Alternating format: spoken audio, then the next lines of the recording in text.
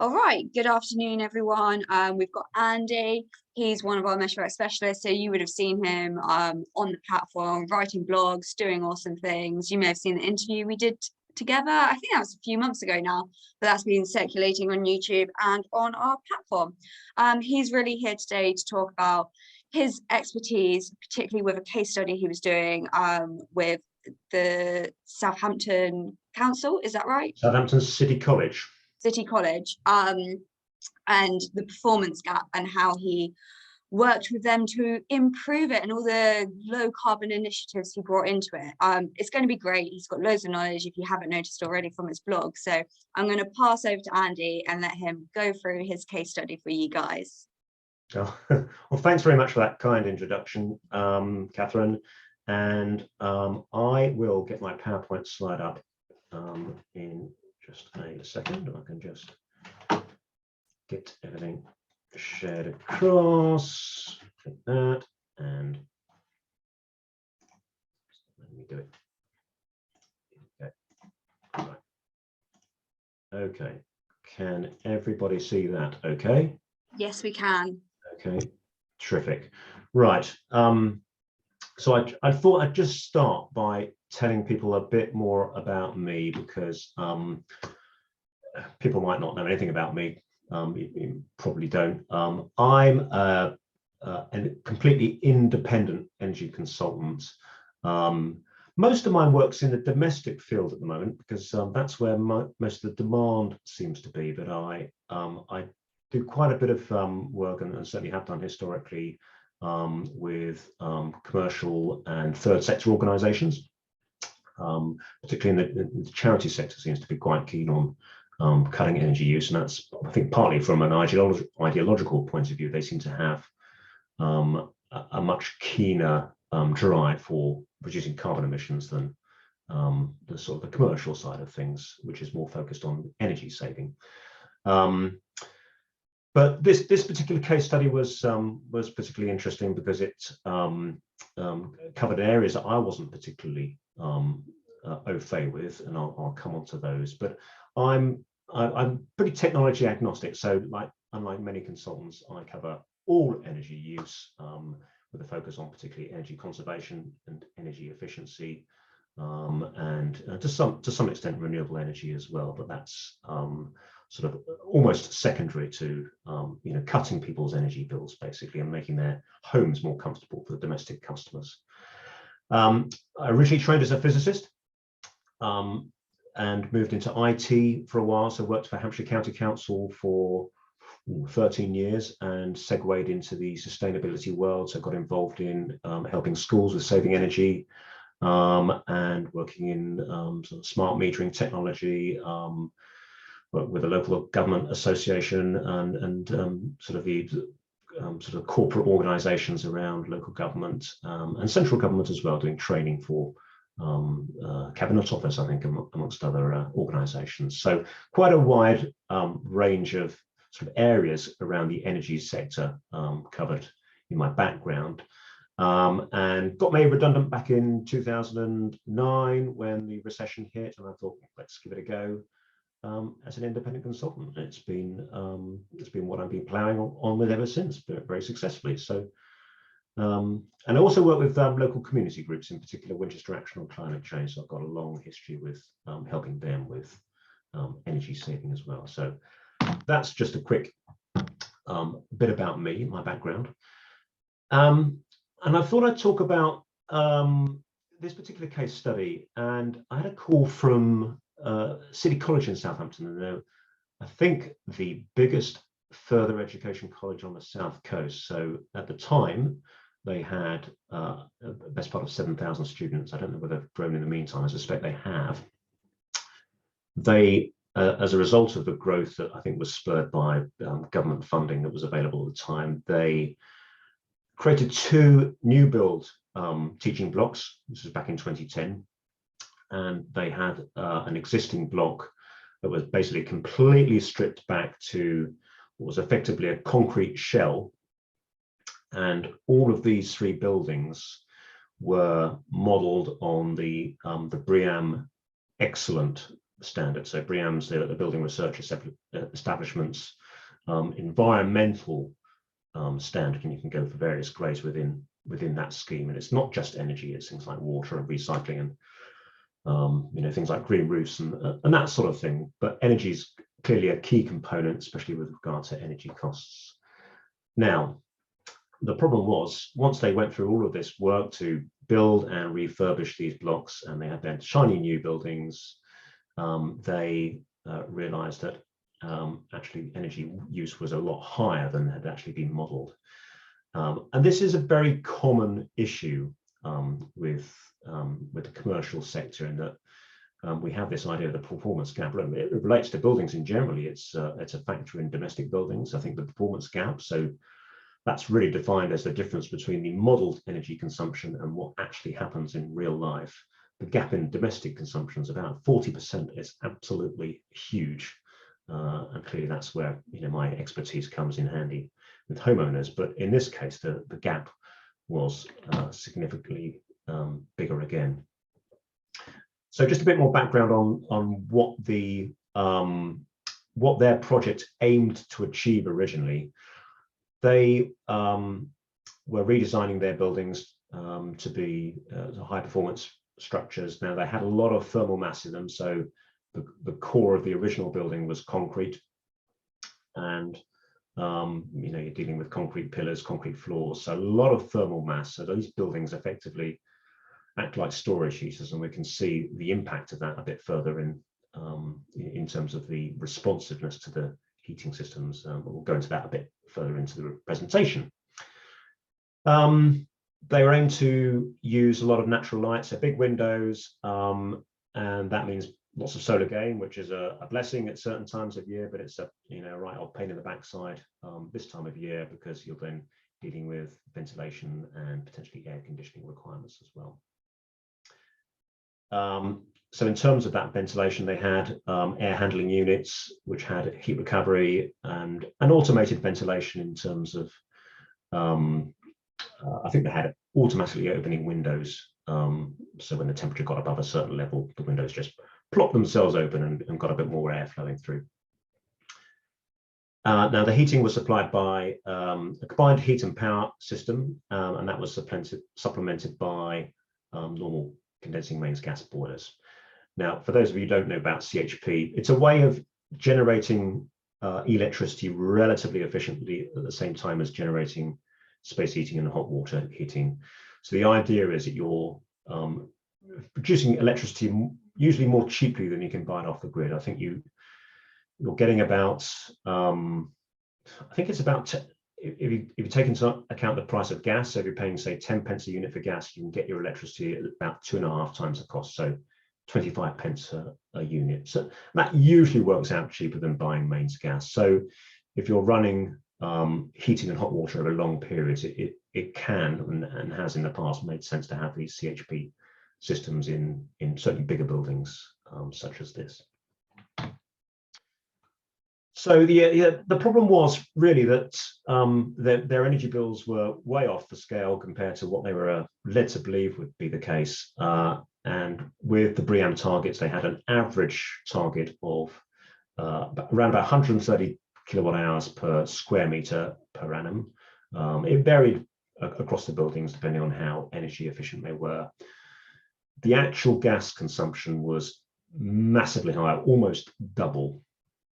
234 kilowatt hours per meter squared, and that basically resulted in them having £20,000 plus worth of unnecessary gas consumption. So they clearly very quickly realized something was wrong and they needed to do something about it, which is where I came in.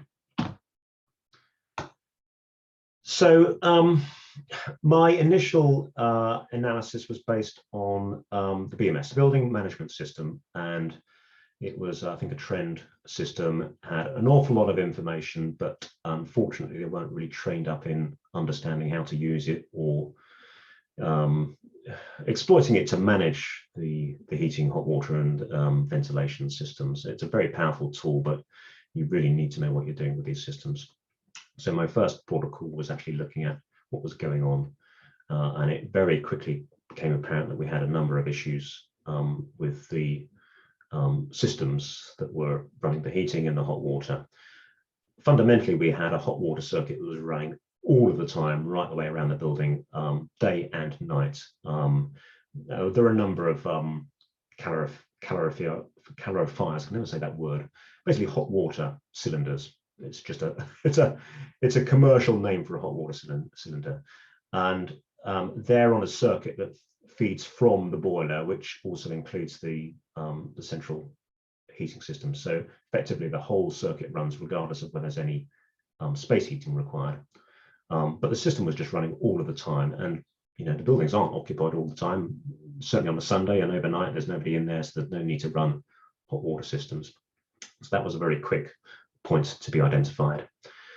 But we had a number of issues, and I'll be quite honest, I didn't have time to get right to the bottom of it because it was incredibly complicated, and there was an awful lot going on in an awful lot of places. But it's all about getting the big wins really in this case, and I could see very quickly that there was space heating being supplied to the wrong places at the wrong time. So again, places were being heated up in the middle of the night, over the weekends, and the timings were all wrong. So the timings didn't really take account of the fact that the building had a lot of thermal mass and a lot of lag in the system. So, when you have a very heavyweight building, you've got to bring the heating forward by many hours and then let the building cool down naturally at the end of the day. So you basically have to bring the timings forward to start in the middle of the night, then switch it off later in the afternoon.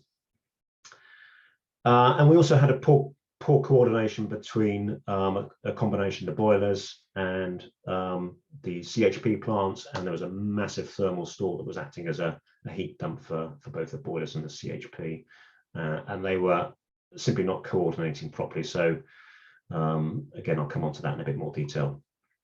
And we also had problems with insulation, missing on all of the pipework, valves and flanges. And as I said at the start, the building management system, the BMS, was not easy to understand. So there were a number of areas that needed attention. So to go into a bit more detail on the heating problems, the BMS system looks at the heating temperatures, so you can look at the particular areas and the set point temperatures and the actual temperatures that are being monitored, and we can look at things like flow temperatures in the heating system as well. And it quickly became apparent that the set points on the thermometers were all over the place, and some areas were only heated to about 19 or 20 degrees, and then others were effectively up to about 25 degrees when you take into account the fact there was a lot of solar gain as well. Everything just overshot what was really a comfortable temperature. So, each extra degree of heating adds about 10% of the bill. So we could, again, quickly see potential for reducing the heating costs.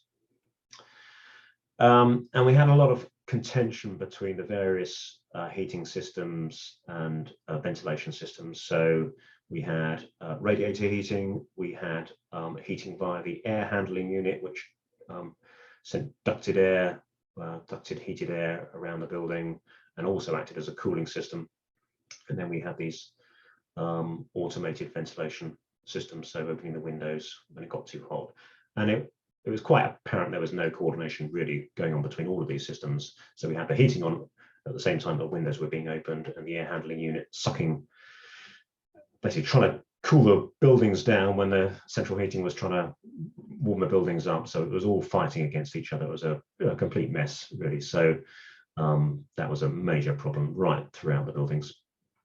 And there was no obvious optimization. So by optimization, I mean making sure that the system is not heating time at times when it's not needed. So effectively taking into account the weather conditions. So if it's relatively warm outside, relatively mild, usually a system will regulate the flow temperatures down so that the heating doesn't get too hot and overshoot the thermostats, and also bringing the start times back. So if it's forecast to be a mild day, then the heating should start later. But none of that was happening, even though all the functions were in place. None of it was actually activated. So it was all adding into this mess of heating at the wrong times of day.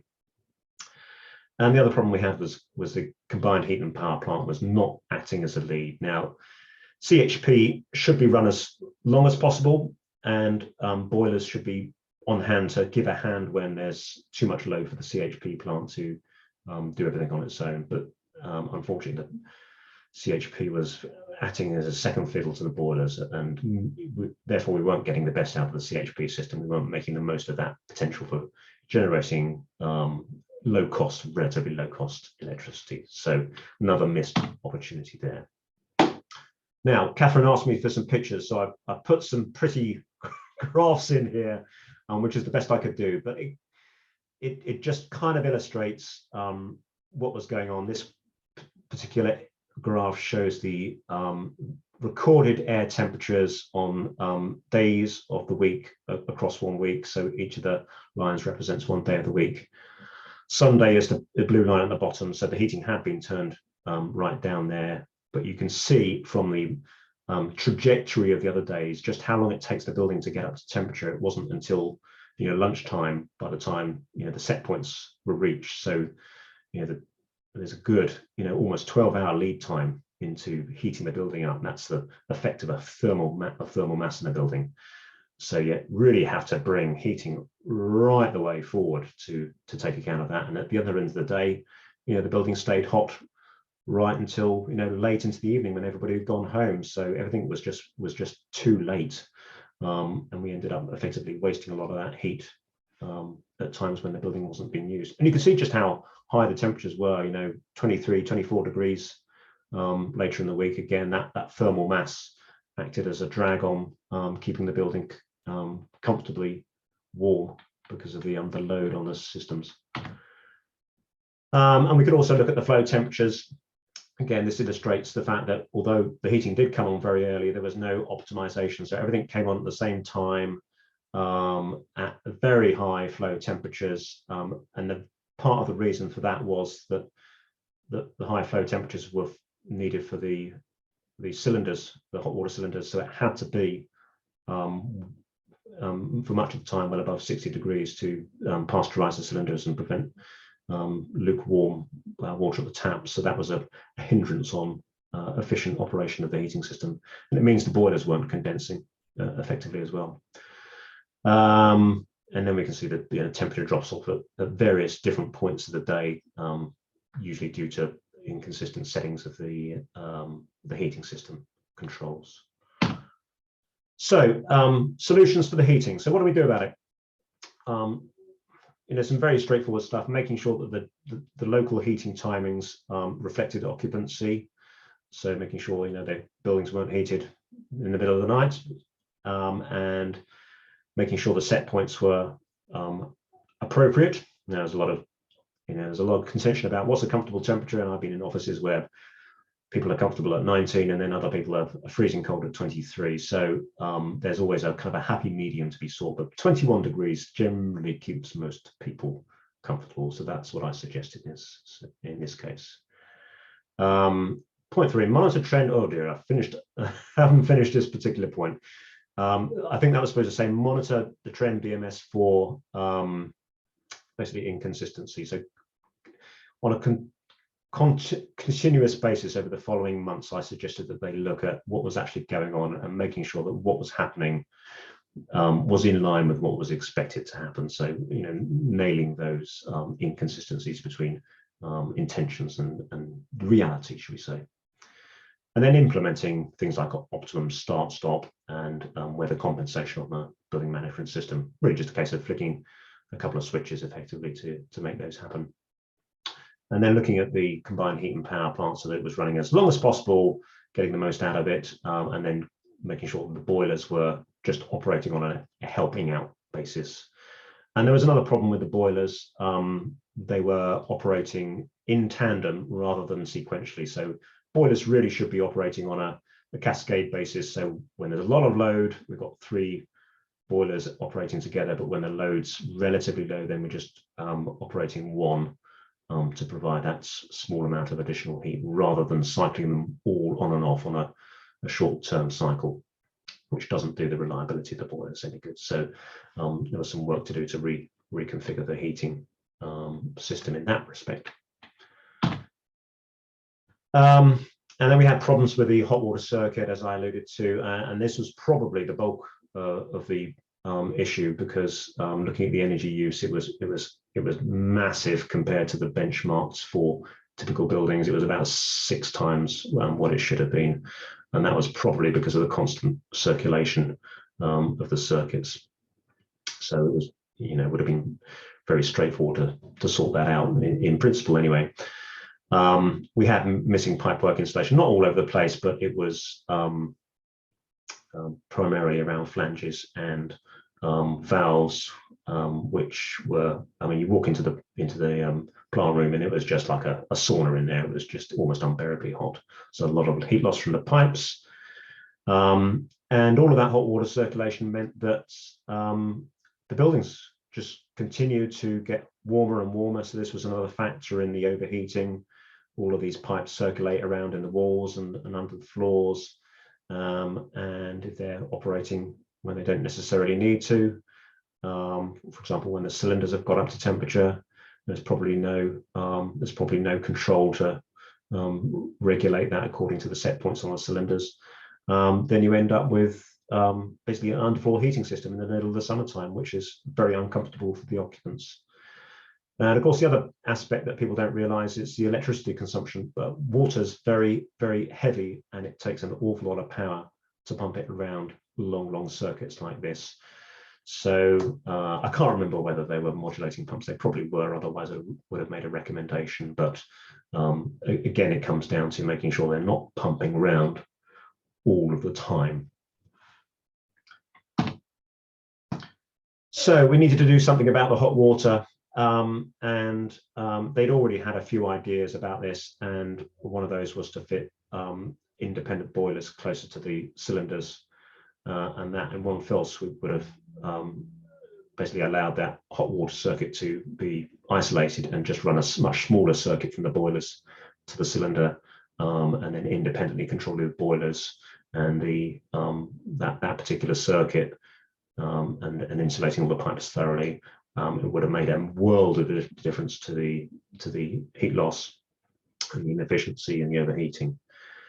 Timing I've already mentioned, just making sure it's operating as long as the boilers, as long as the cylinders need heat, then the system can run. But otherwise, there's no point pumping that hot water circuit continually when there's no call for heat at all.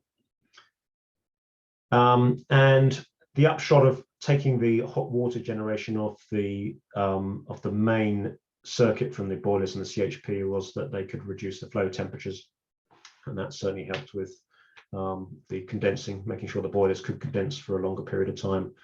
You can save 5 or 10% on the efficiency just by reducing that flow temperature. And a secondary effect, it prevents the buildings from overheating and overshooting the thermostat. So there's always a bit of a lag between the thermostats stopping a call for heat and the system responding because of the lag in the system and the thermal mass in the building. And that gets worse when you've got very hot water in the system, because there's so much thermal mass within the system that it takes a while to dissipate through the pipes and the radiators. So that was a secondary effect that was another benefit to these optimizations. And then minimizing all of these additional circuits and making sure all of the valves and flanges were insulated. And you can get these Velcro wraps around valves and flanges.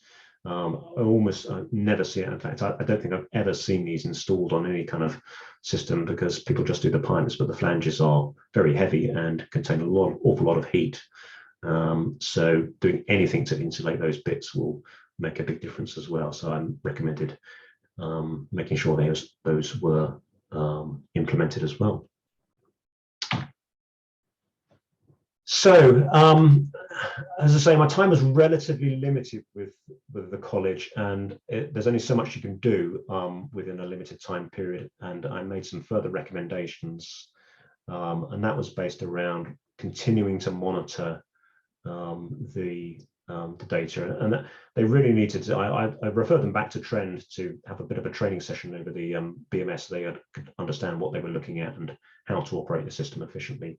But it also gave them a better idea of what was actually going on over a longer period of time.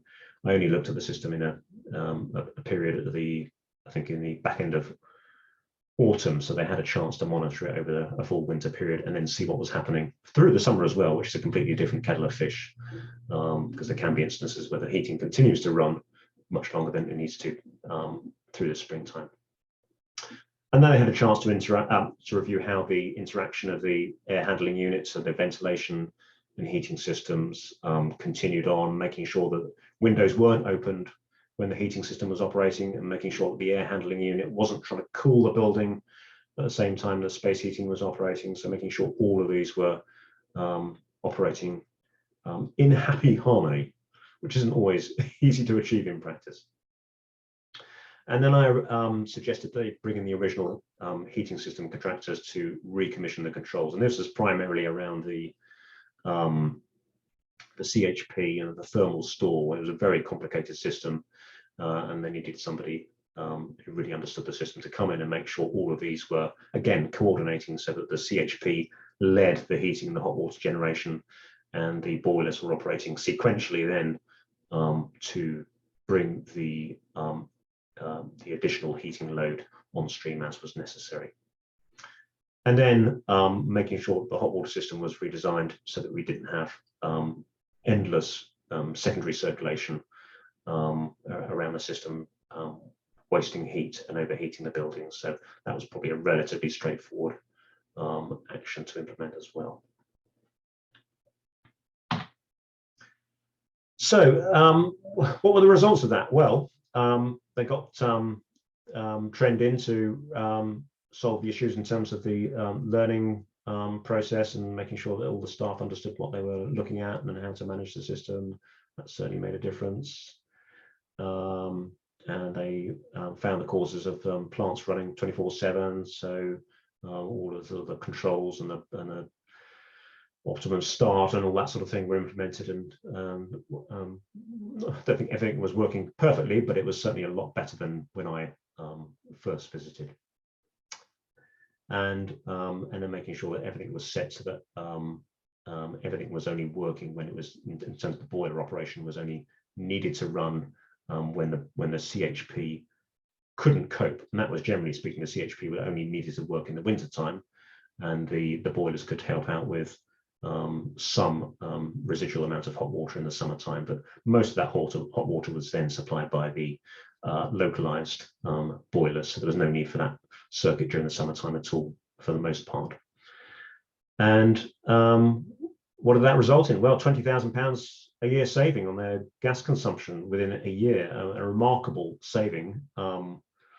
Given my fees were a tiny fraction of that, they got a very quick payback on their summary. I sort of regretted not saying, I'm going to take a chunk of your savings.